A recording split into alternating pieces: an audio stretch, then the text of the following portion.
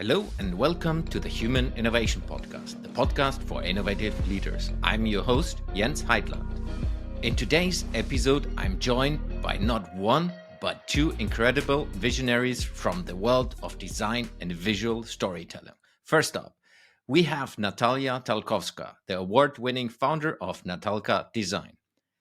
A six-time TEDx speaker and a global strategic communication specialist, Natalia is reimagining the ways businesses captivate and compel. With a groundbreaking doodle movement under her belt, she has revolutionized team building and empowered non-artists across 25 countries. Her clients span the British government, the royal family, and top 100 brands. With over a decade in the industry, Natalia has made waves as a creative and art director, visual innovator, and distinguished guest lecturer at Central St. Martin's and Imperial College. Joining Natalia is the incomparable George Berlin, an award-winning director. George's projects are a testament to his knack of storytelling on a grand scale. From painting love stories on Sydney's facades to bringing Frida Kahlo's passion to life on the world's largest permanent digital display, he has showcased his expertise on some of the world's most prestigious stages, from Romania's iMapp Bucharest Winners League of project mapping to wowing audiences at BLINK Cincinnati, America's largest light festival. Please welcome to the show Natalia and George. Hello, Natalia. Hello, George. Welcome to the show. Great to have you. Thank you. Hello. Awesome to be here as usual.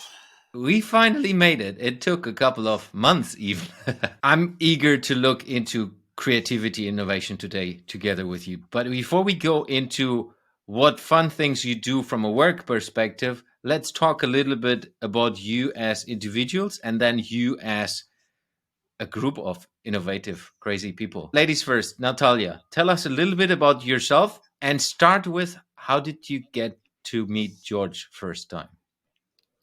Oh, why is it on me? Because we both forgot. Someone has to be the first. Right. Hi, everyone. My name is Natalia Talkowska. I am from Poland. I live in London 15 years now, and I run a company called Natalka Design. And we do visual communication strategy, and we use all sorts of visual tools to help other businesses figure out their big problem. Could be through illustration, animation, VR, projections, set design, you name it, we do it. So that's me. Now, how did I meet George? Through the internet. Let's just leave it there. I've heard about this internet before. George, tell us about yourself, and then you need to go deeper in how did you get to meet Natalia if she's not... Excellent. Yes, I'll leave out all the gory details for later. So, George Berlin, my title is Creative Genius, just because it's ridiculous and it's kind of fun. So, our big thing is just delighting people with visual art and creating wonder with immersive experiences. So we do that with projection mapping, 3D LED billboards, really large visuals. I also really enjoy hiding little tiny paintings of like monsters, like these little guys who are slightly bigger. But so I hide little tiny paintings of monsters all over the world when I travel. I've hidden probably like 200 of them in this Chicago when everybody was in lockdown, couldn't go anywhere. It's kind of a fun thing we all did together. But aside from those kind of adventures, I think Natalia and I just met on LinkedIn. You were doing some cool doodly things and making them all over and, you know, kicking butts. And I was like, hey, let's talk and do some things together was kind of the idea. Awesome. To get people understanding how you combine your superpowers, what are the things that you're doing together? Can you give an example, a visual explanation? George? I was pointing at you, but so what we're doing is combining her doodles and our projection mapping to do doodle maps, which is basically, it can be live or pre-made big doodles mapped onto big surfaces for you know, marketing, events, all the things that we kind of do together. My side is usually big events and hers are more commercial corporate events. So it's kind of a mashup of those two together. What would you add to that, Natalia? And it's awesome. Maybe one thing to add for people who still can't imagine is the size of this can be from a wall in a room to a house and even bigger, right? Yeah, I mean, some of the things that we've done are, 300 meters wide, massive buildings. So they can go any size people are interested in, depending on what they need them to do. So how do you end up with a huge building that is doodled, or however you call that is illustrated in different ways, and you project this on a huge wall, on a huge building? So one thing is that comes to my mind is, yes, there's an advertising opportunity, but I think there's more to that. Why is it interesting for people to figure out what can you do in a different way? Part of what I do is getting people to look at space differently. So, when we do buildings, it's not, we're not just plastering up a big video or a logo. It's always a way to get people to engage with a space in a unique way. And I think it fits really nicely with what Natalia does, because, her doodles are all about engaging people's minds visually with information that's being shared. So it's kind of a nice mashup of taking information that's shared and experienced differently and showing it in a way that really gets people excited and about the space they're in, and how that can sort of mix up their thinking process in an innovative way. Natalia, if we bridge this to you, you're not just starting, okay, I'm doodling a little bit on the side and things are ending up at the wall. Give us a little perspective how things are working. Let's imagine I'm working with a retail organization and we have stores all around the world in different ways, and you help us understanding a little bit more how we can innovate through your doodling and as well projecting that. How would you guide us understanding, hey, you could do things differently? Well, you can do things differently by looking at your information. So, something else happens in the brain when we just talk and exchange ideas, and something else happens in the brain when we see what we talk about, where we can see a story coming together. Suddenly, our ideas and thoughts are not just a mix of John said this and Anna said that, and after the event or after the workshop or a meeting, I have no idea what's been said, or there's been some notes sent, but no one's engaging with that, and all those sort of challenges and silos that companies experience. So first of all, we're just working with the first language that humans are used to, which is visual. Most of us, if we're giving eyes and they work, we all connect with visual. And something happens where we feel more heard, we feel more connected, we feel more understood. Hey, my thought is on the wall. Whoa, that means something, I hope. And some sort of different connections come together when we see something starting on the left and coming through and finishing on the right, and suddenly we have this journey of our conversation and action points and whatever else that you want us to focus on. So it's just a very, very powerful tactical tool that's been used in many different ways behind the scenes in companies and big ones that I wouldn't think that that's where it would even lead to. And I'll throw in, I think it really connects with projection, because a lot of, I've also done live drawing as well. That's part of why Natalia and I met. And I think it's because, what they do is take a big, massive hours worth of communication, and bring it down to just the few ideas that matter. And projection mapping is always about, it's about impact and feeling. It's getting, the visual story to say just what it needs to, and to affect people emotionally, which is what a lot of the ideas that you get into in your events. It's like people get excited about something, and we want to connect those two. Yeah, I think if we think about creativity, let's say I have worked in a couple of larger organizations, and creativity is not the first thing everyone in a larger organization would say when it comes to innovating. It's often more about how can we save cost? how can we do this? How can we do that? Which is already predefined what you're going to do. What you do, if I understand that right, is opening up the mind in a completely different way than we're used to with, let's say, business model canvas or any other things that all the innovators have read in different books out there. Yeah, I mean, we like to almost stay away from, we're creative. Like that is almost like the given whilst you're experiencing this work with us. I always like to say, let's strategize differently. Who said that all the ways that you used are great? And why are you even, let's say, coming and knocking on our door if everything's working great? So something must have like caught your eye and created an itch to do something differently. So once we get into the strategy and answering those really important questions and getting to the core of what's wrong or what could be better, that is already the creative process. So we always say it's not just the visuals, and we don't want the client to be kind of removed from that experience and like, we're the talented ones, you're not creative. The whole conversation from starting to the end is creative. And it's kind of, again, for me, it's about getting everyone into that room. Like we're all invited. Everyone's creative at the core. It's not about I take photographs and you draw and you cook well or you ride a horse really amazingly. We're all creative.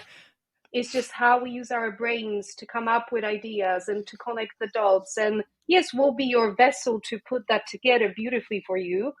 But I'm always about empowering my clients to go through that process from the first questions. I will add to that, people talk about creativity, and I'll use Apple because everybody uses them.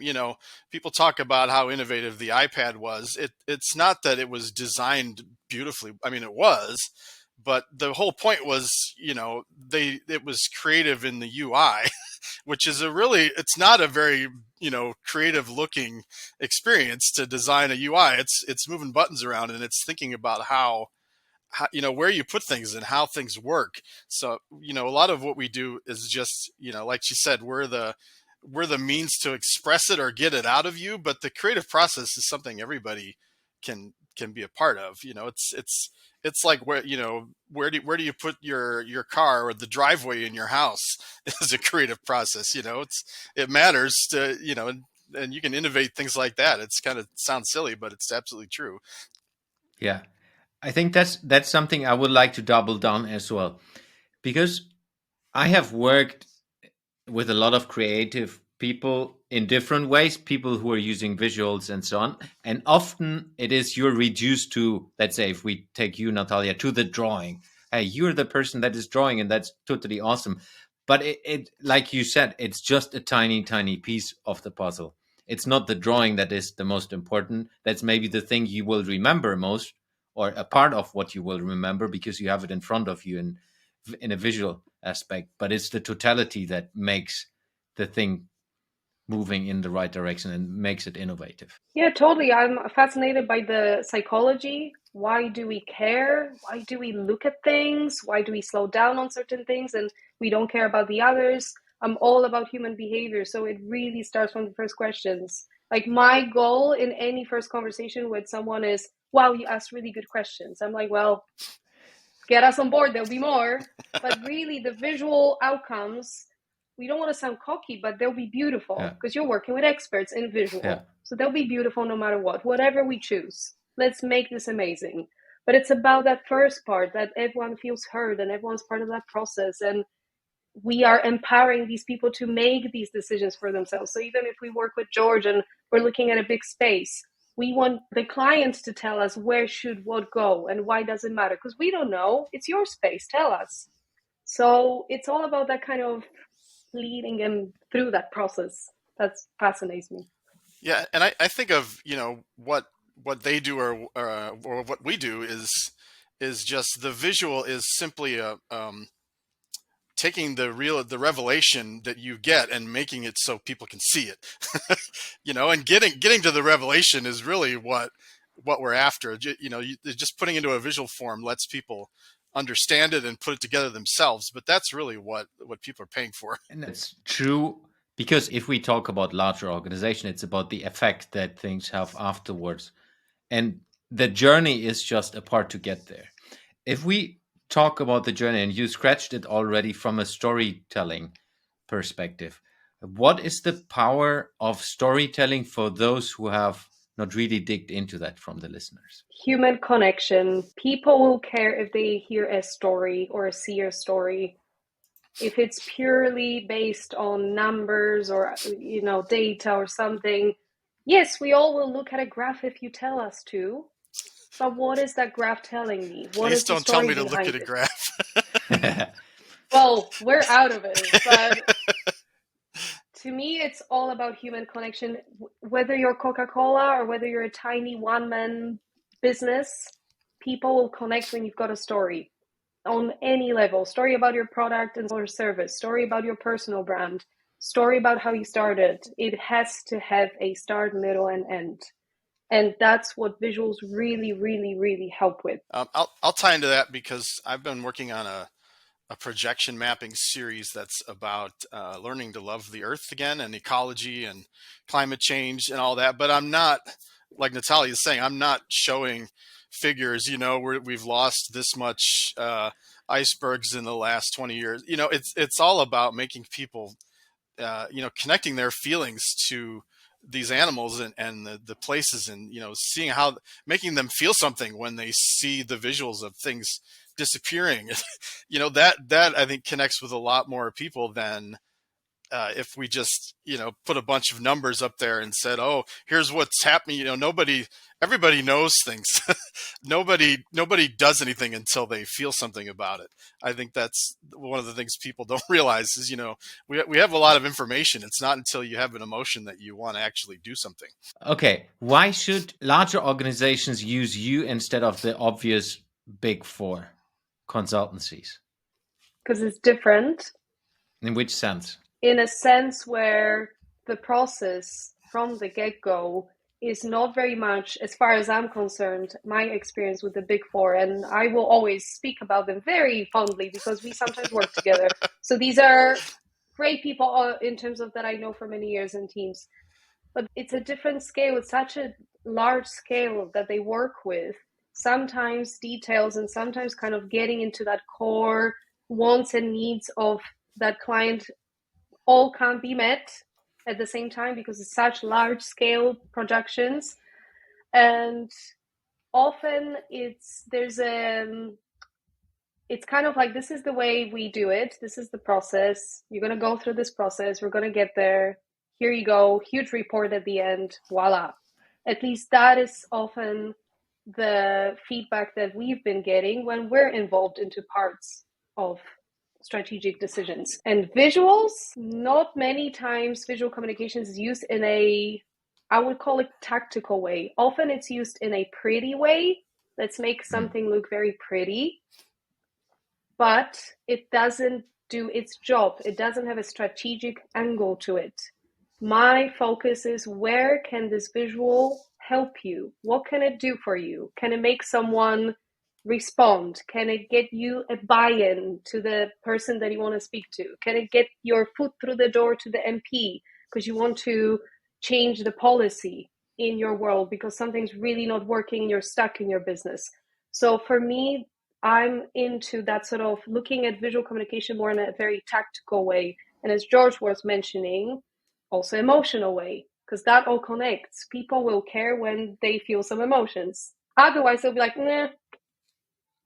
So I think that that's where there's a difference. We really, really are looking at that sort of, okay, let's get them to feel something and tell me what it is that you want. Can you give an example of something that happened where you used a visual as a tactical tool from your past? Ooh, totally.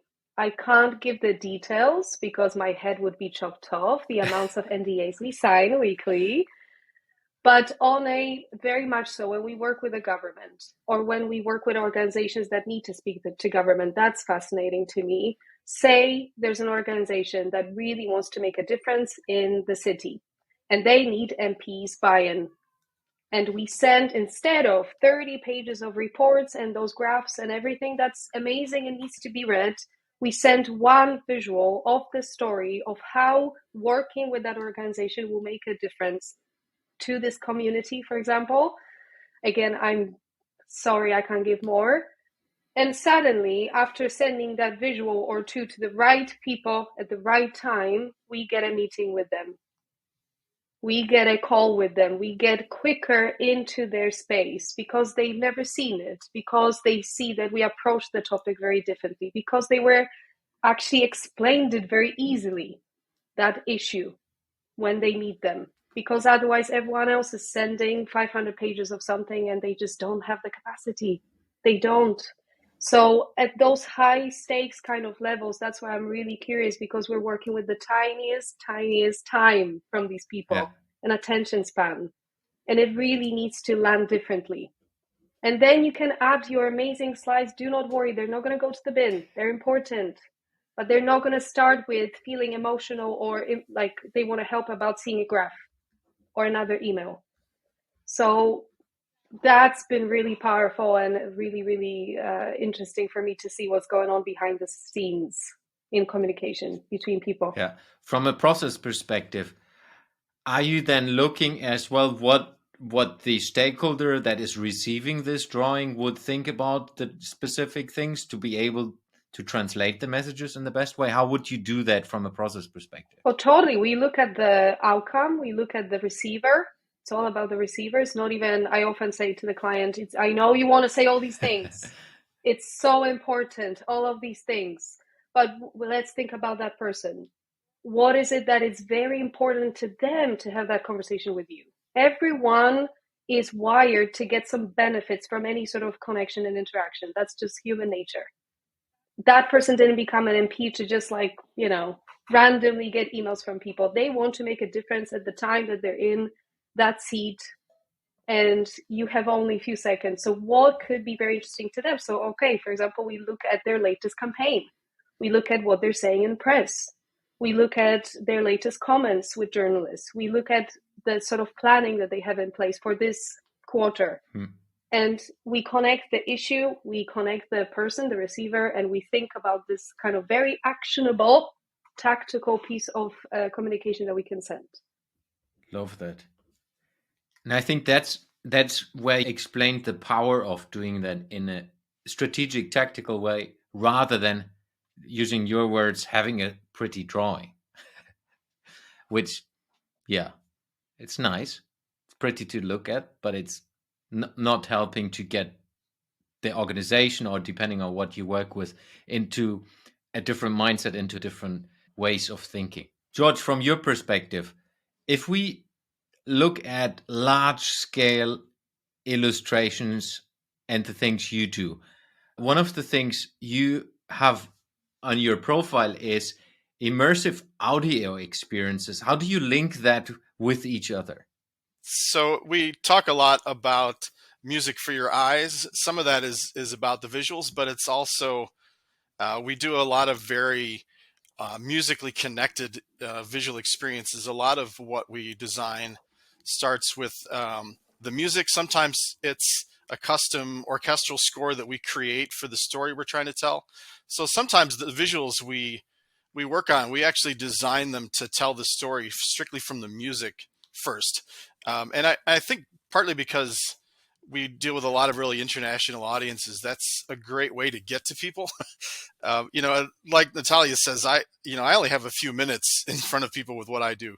They might watch it 10 times in a night, but they may only see it once for 3 minutes, and we have to go and really get to them and quickly. And I think music is a great way to impact people emotionally. Working with the story that's told by the music.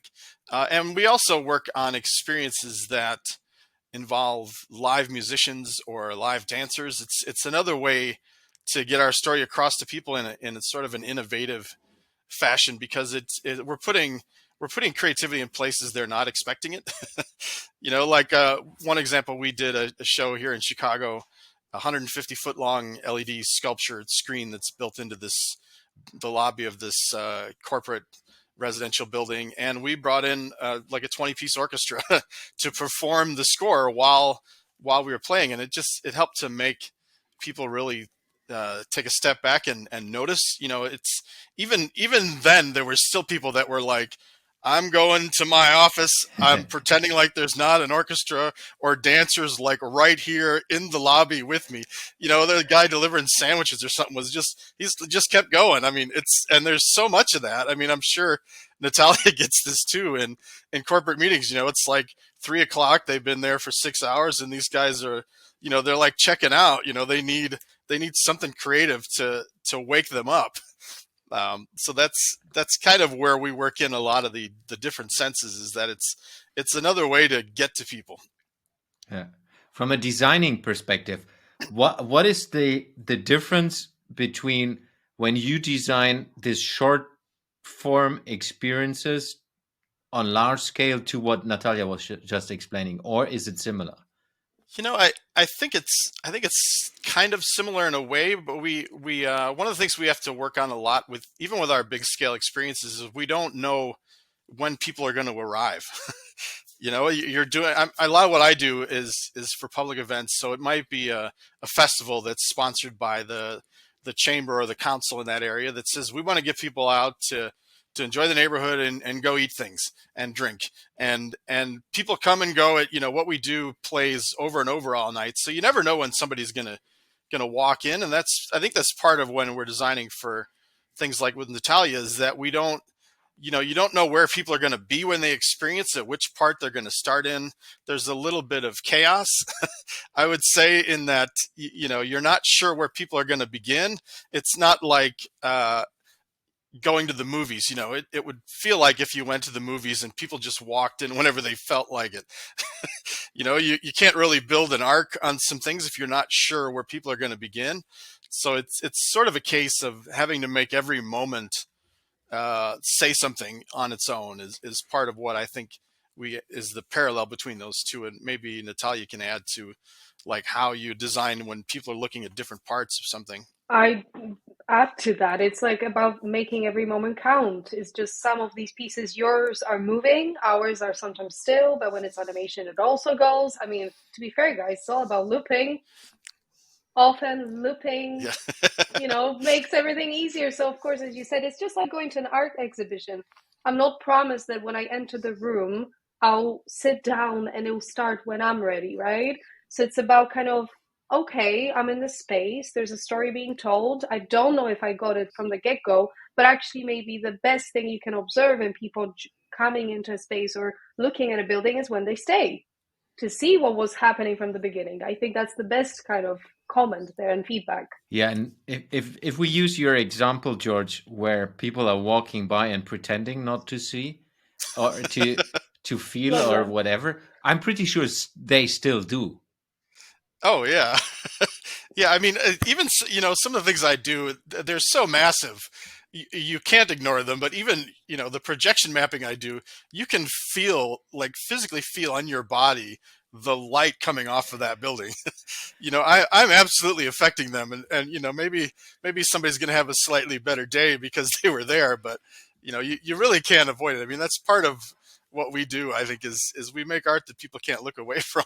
One thing is doing that with a live audience, and one thing is doing what you said, Natalia, preparing something for someone who is experiencing something where you're not there, like the person who is receiving this drawing, or this person is not, like, you're not introducing and helping the person to go through. And the other part is you doing that in a live session, you doing that with a live audience. What is the difference for you as a person doing it, but as well for the people who are experiencing it? With any sort of live interaction, it's all about that wow effect, that theatrical moment, that emotive piece. So that's kind of almost the first thing, that if we know that that's what the client wants, that will do the job. It's always that, wow, what's happening in front of me? It's coming to life and all that sort of reaction. And it's lovely to be part of that energy, because of course, it's beyond kind of almost like feeling that you're doing something great for people, but it's great to observe their reactions, because some of them get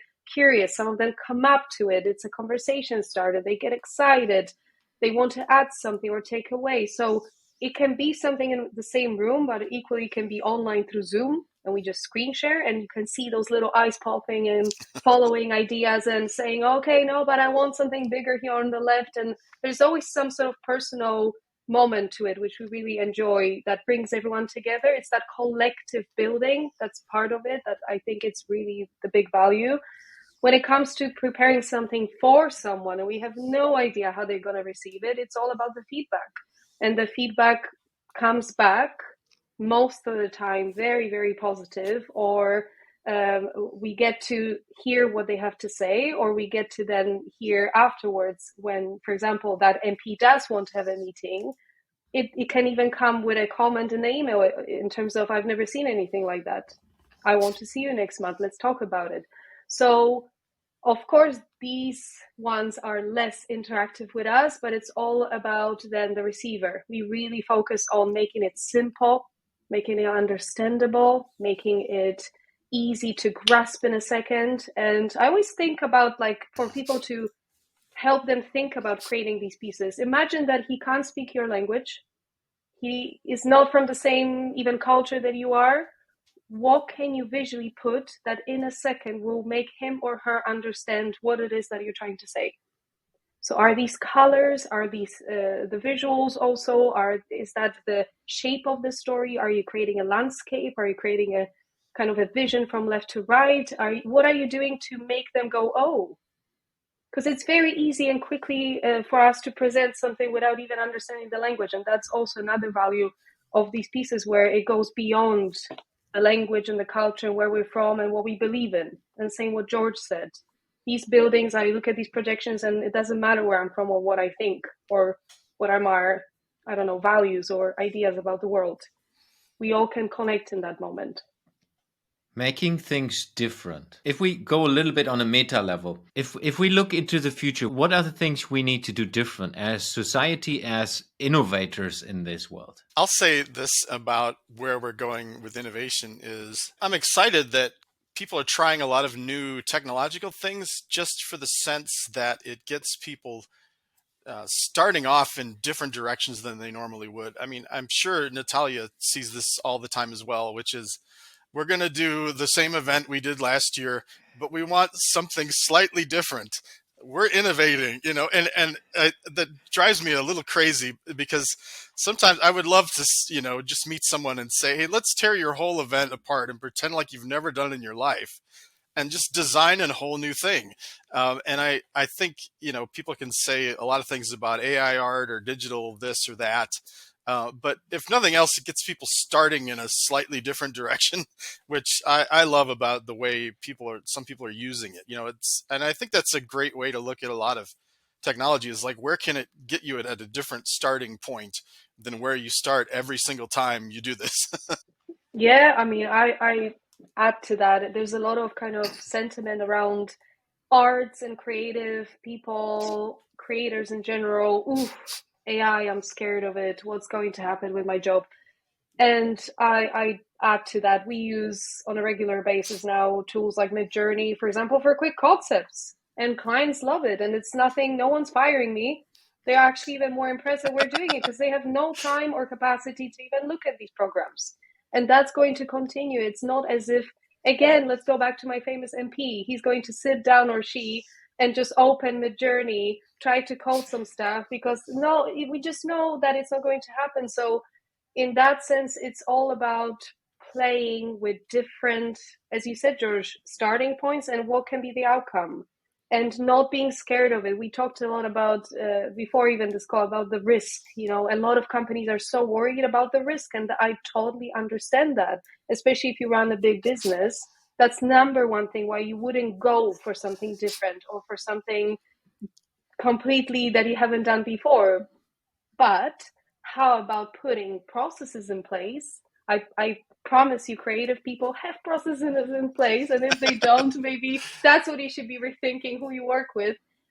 And that can bring us to some guarantees. That can bring us to a place where even if it's different, there's still process in place that is bound to create some outcomes. There's no way if we don't do X, Y, Z that we're not going to be at ABC. Now let's see if the ABC is what you want. But as George said, break it apart.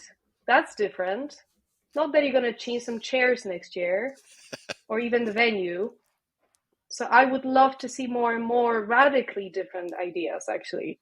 it's just what I said at the beginning, kind of before we started this. The risk is the risk not doing things bigger than doing things differently. And what I want to add to that too is I love the idea of people understanding that a creative and innovative person is a profession. It's a skill, and you want to leave you want to leave innovating to people who can imagine for a living. There's a whole class of people whose job is to not imagine anything exciting. There are people that have to manage garbage trucks going around. You don't want a creative way to track something like that right in the moment. You want creative people to be given creative work, to say, hey, let's take, we need ideas. Let's give these to people whose job is just to imagine amazing things, which is what we do for half of our day. It's not just the creative output. It's the way we design, the way we look at things. It's all like, we're the professionals at this, like the same way you would hire, somebody in IT to design your new computer system. What would you say to a person that is a decision maker? How do you get this person over the edge to say, hey, let's do something a little bit more creative, a little bit more crazy than you would normally do? You either know them well, and if you don't, I always ask, how big is this problem? What if we don't do it? And that's when they kind of shift.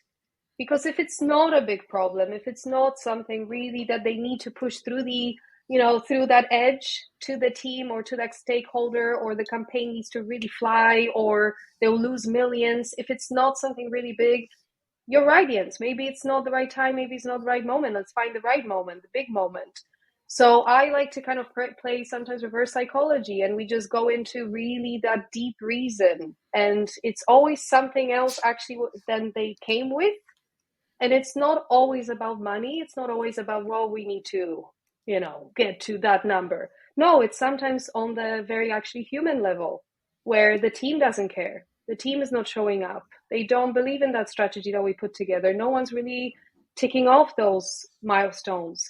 Or the stakeholders are kind of, nah, we're not seeing any progress and not communicating with us enough. Or this or that. So often it's actually on the human level issues that they need to solve. Otherwise, there will be this big risk that everyone's scared to talk about.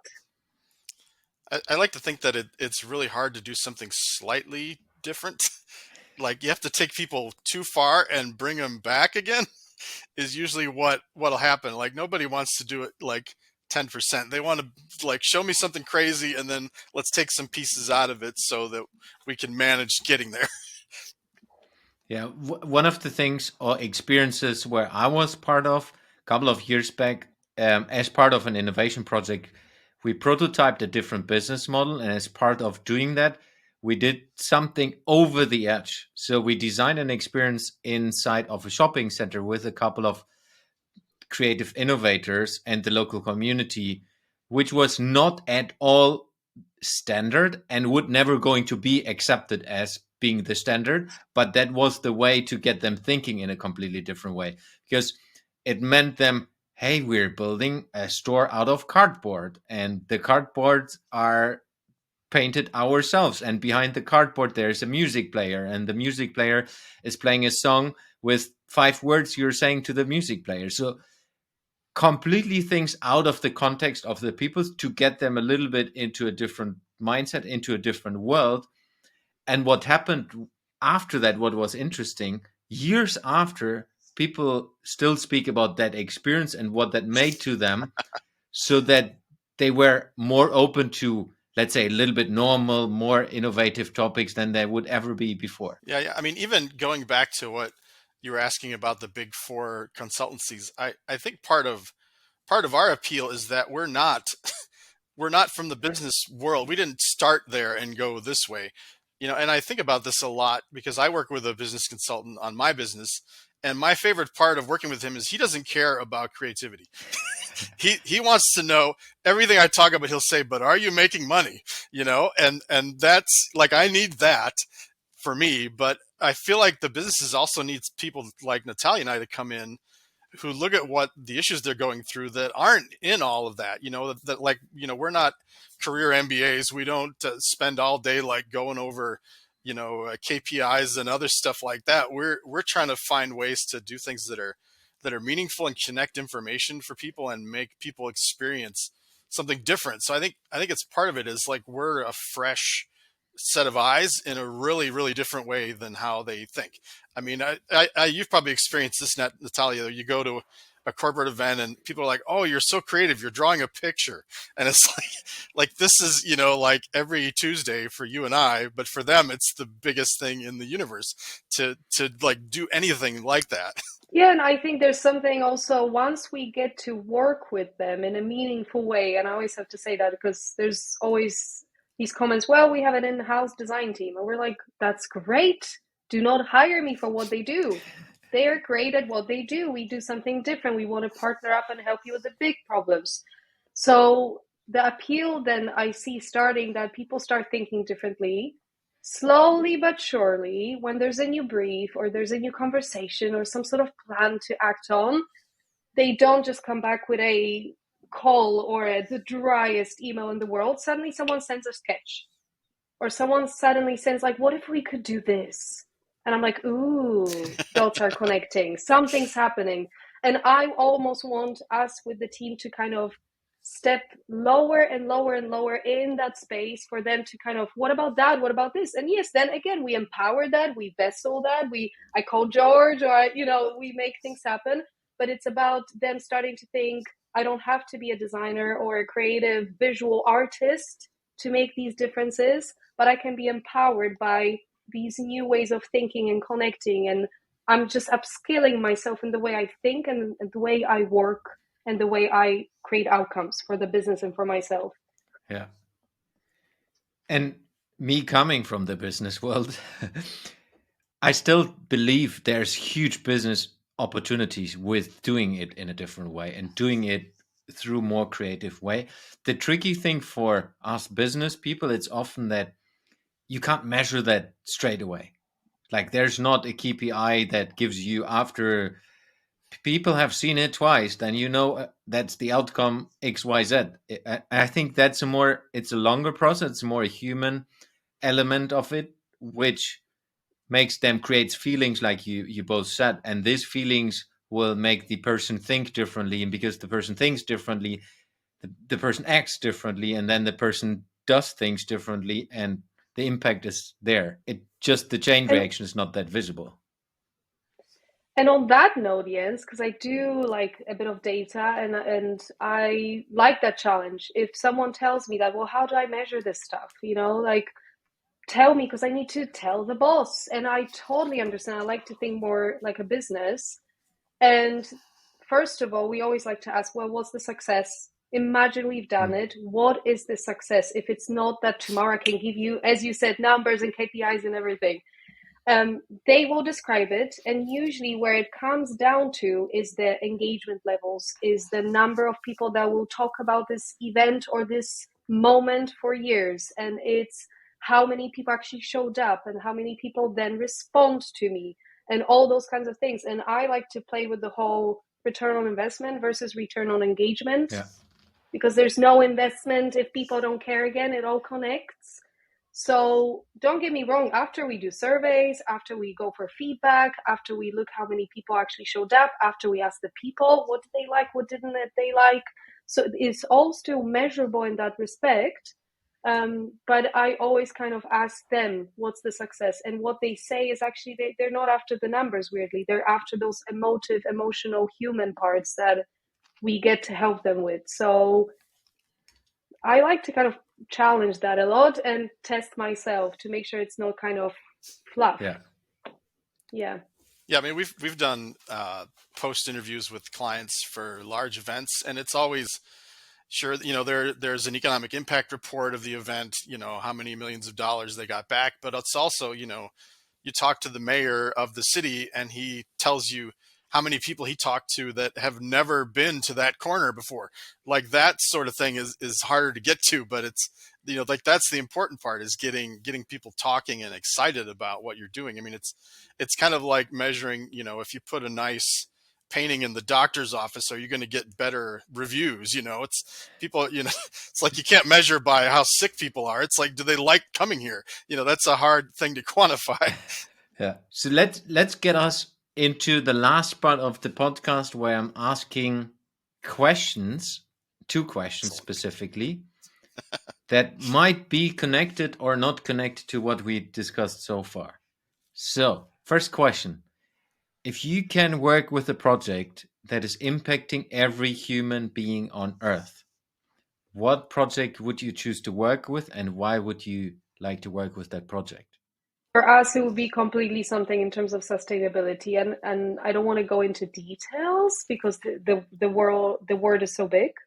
But I'm fascinated about the use of plastic in the world and about the materials that we use and how that impacts the world. Like literally today, I had a conversation about like where is all that stuff going every day from this big city that we don't see? Where is that going? That doesn't poof disappear.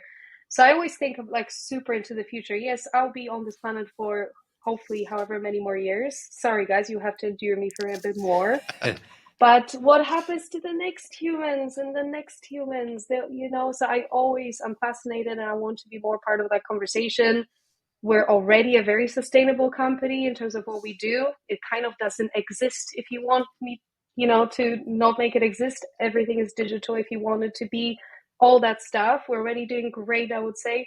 But I want to be part of the bigger conversation. So how can our work empower all these other companies that are trying to solve these big issues? So been doing more and more projects in that space, and I sleep tiny bit better at night, although there's so much to be done. Great one. George. So one of my favorite things to look at is just how interconnected all of the world is and all of the people in the world. We work all over the world, so maybe I have a different perspective, but one issue that's really been on my mind is just how much parts of the world so far from each other can affect one another in really serious ways. And I think a lot of people don't know what life is like for people in certain kinds of places in the world. Like first world countries and third world. I think a lot of people don't understand each other, how people live on the planet and how all of what we do affects, the earth and the animals. And it's like those big connections are part of what I'm working on with my current project, which is called Eco Connections. That's a great name, right?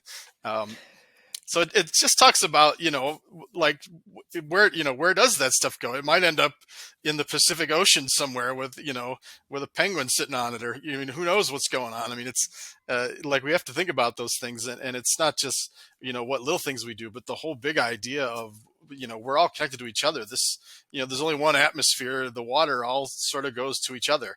We need to think more about that. I would love to do just a, big projects on those kind of things would be exciting. We're aligned, George, as always. That's good. Next question. What advice would you give to a young innovator that's just getting started?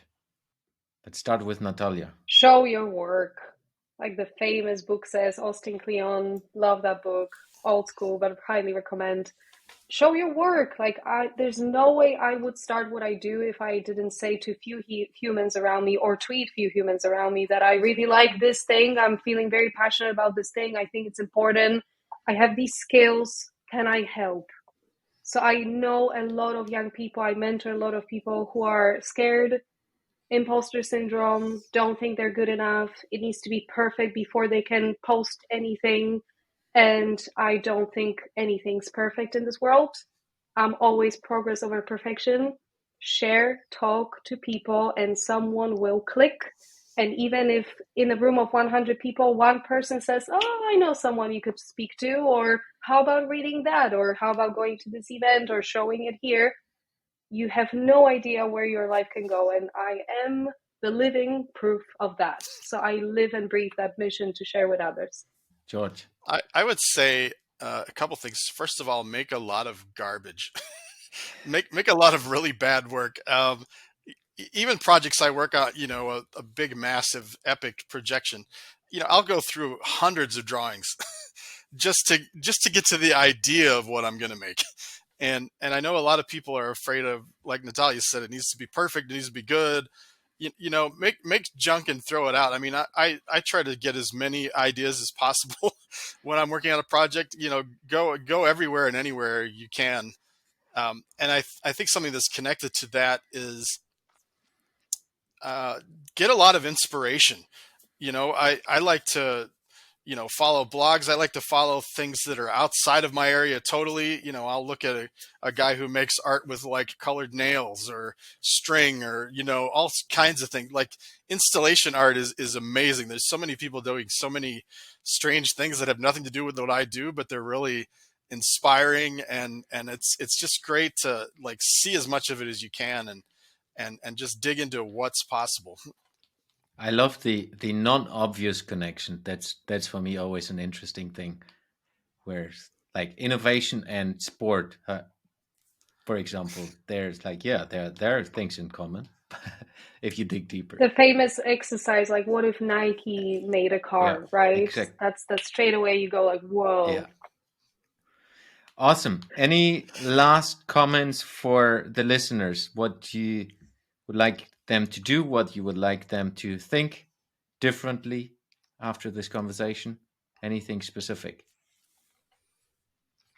I would say listen to a podcast or read a book or join a event that you wouldn't normally, completely out of your comfort zone, the topic that you don't really know about or haven't thought about.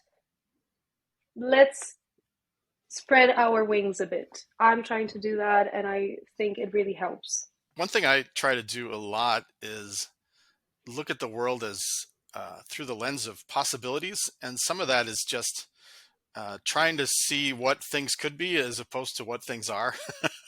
That sounds a little vague, but a lot of what I do is try to keep like a soft grip on reality. And I would really recommend that to people. Like, try to see, what could your backyard be? What do you think the birds are doing? What do you think people are doing? What, look at the world as what it could be, as opposed to just what you see it as.